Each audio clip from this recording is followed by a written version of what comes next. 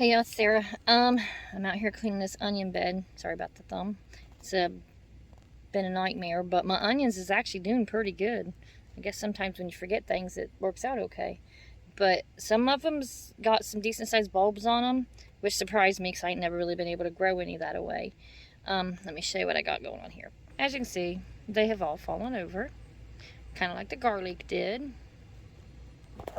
But like this one here, you can't see the bulb hardly. You're supposed to make it where it has space like this so that it can dry. You want the onion to be dry when you harvest them so that they cure properly and will store. This one here ain't even remotely close to doing anything. It ain't big at all. And then this one here has come up out of here some. But like, just do a little quick wipe up. When this is brown up here like that, you can go ahead and pick them because they're pretty much done growing. This in here ain't showing nothing. But look at this big beastie thing back here.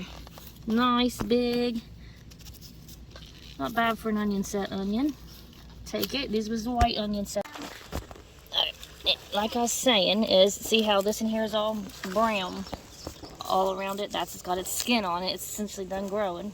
So you just got to go ahead and pick it as big as it's going to get. And these are light, or not a heavy root, so it's easy to pull it up out of there. And then you got a decent little onion. And then same with this, and it's got skin on it, so you just give it a little wiggle and pull it. It's done.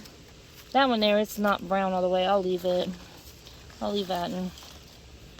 But you can see they're starting to get done. Pretty. I don't know what happened back here. There's like 3 now. I swear I just put 1 set there. But that in there, it's looking pretty good. Give it another day or so, see what it does. But they're getting there. And then we'll eat the onions. The other day I cut some up. Man, they made me cry so bad. They was strong. But I'll eat the onion, and then I'll dehydrate the greens for like dried chives and whatnots like that, thrown in recipes.